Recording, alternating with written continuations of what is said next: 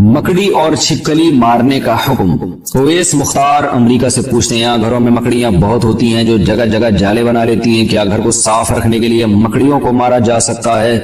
हमने सुना है कि मकड़ियों को नहीं मारना चाहिए क्योंकि वो हिजरत के मौके पर आप सल्लल्लाहु अलैहि वसल्लम की हिफाजत का जरिया बनी थी। नीज क्या गिरगिट को मारना बाइसे सवाब है क्योंकि इसने हजरत इब्राहिम अलैहिस्सलाम की आग को दहकाने के लिए इसमें फूंके मारी थी। मकड़ियों को मारना तो जायज है, उसके नाजायज होने की हमारे पास कोई दलील नहीं है, और जाहिर है घर में तंग भी कर रही हैं तो वो तो शहद की मक्खियों को भी मारना जायज होता है ऐसे सूरत में कि जब कोई जानवर तंग कर रहा है आपको तो ये तो घर की हालत खराब हो जाएगी, घर में जाले बने हुए तो आप मार सकते हैं, ऐसी सूरत में इंशाल्लाह कोई गुनाह नहीं होगा। रहा ये मसला कि गिरगिट को मारना, तो सही मुस्लिम की हदीस है कि आप सल्लल्लाहु अलैहि वसल्लम ने फरमाया कि छिपकली के बारे में कि जब आग जलाई जा रही थी इब्राहिम अलैहिस्सलाम की, तो छिपकली उसमें फूंक मार रही थी और उस आग को भड़काने की कोशिश कर रही थी। इस हदीस का मतलब क्या है? उलमा ने लिखा है कि ये सिर्फ ये बताने के लिए है कि छिपकली और इस जिन्स के जितने जानवर है, जिसमें गिरगिट भी आता है, ये जो जिन्स के जानवर है ना, इनमें इंसान दुश्मनी के सॉफ्टवेयर इंस्टॉल हुए हुए हैं। ये इंसान दुश्मन जानवर हैं, यहाँ इनको जब मौका मिलता है इंसान को नुकसान पहुंचाते हैं। तो इसलिए आप सल्लल्लाहु अलैहि वसल्लम ने छिपकली को मारने की तरगीब दी, और गिरगिट का भी वही हुक्म है जो छिपकली का है। और आप सल्लल्लाहु अलैहि वसल्लम ने फरमाया कि जिसने एक बार में मारा उसको 100 नेकियां मिलेंगी, और जितने बार कम होते जाएंगे नेकी कम होती चली जाएगी। वजह उसकी है कि जानवर को जितनी कम तकलीफ देके मौत देंगे वो उतना ज्यादा सवाब है। अब छिपकली कहीं दीवार पर है, आपने एक चप्पल मारी और वहीं उसका स्टिकर बन गया, तो छिपकली को इससे तकलीफ नहीं होती, सेकंडों में उसकी जान निकल जाती है।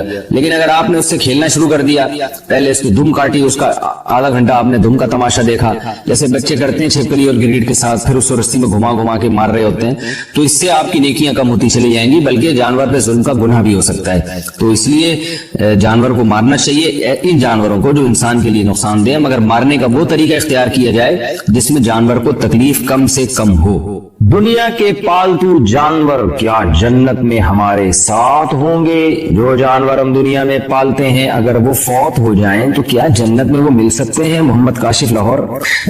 जानवरों के लिए फौत का लफ्ज इस्तेमाल कर रहे हैं, शुक्र है ये नहीं कहा कि अगर उनका इंतकाल हो जाए। भाई जानवर तो मर जाता है बेचारा, तो बस वो मर के खत्म हो गया, उसका कोई हिसाब व किताब नहीं है आखिरत में, ना वो जन्नत में। कोई ऐसी हमें रिवायत मिलती है कि वो जन्नत में आपके साथ होंगे?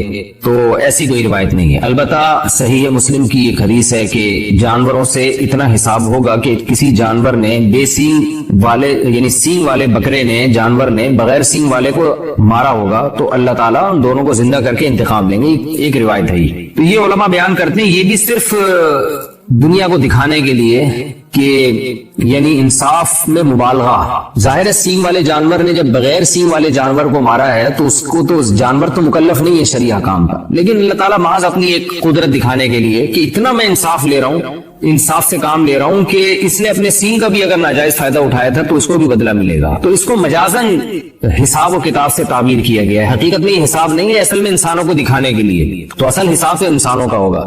लेकिन जानवरों को फिर अगर इतना हिसाब होगा भी तो मिट्टी कर दिया जाएगा उनको दोबारा हमेशा के लिए। ना उनके लिए जन्नत है, ना जहन्नम है, ना कोई जजा है, ना सजा है। जो उसूल यही है। तो ये सारे इंसानों के लिए है, लिहाजा जानवर मर गया तो खत्म, क्योंकि जानवर तो अल्लाह ने इंसान के लिए पैदा किया है, इंसान की खिदमत के लिए। तो आपने पाल लिया तो बस ठीक है, आपको उससे फायदा हो गया, तो थोड़ा सा मानूस हो गए, टाइम गुजर गया आपका। वैसे मैं जनरल नॉलेज के लिए एक बात आपसे कहता हूँ। अच्छा पहले मैं अपनी बात कंप्लीट कर लूं। अगर आपको जन्नत में जाने के बाद दिल चाहा कि अल्लाह जो मैंने बिल्ली पाली हुई थी, जो मैंने बकरा पाला हुआ था, बड़ा महबूब है, मुझे चाहिए, तो जन्नत में कुरान कहते हैं आपकी हर ख्वाहिश पूरी होगी।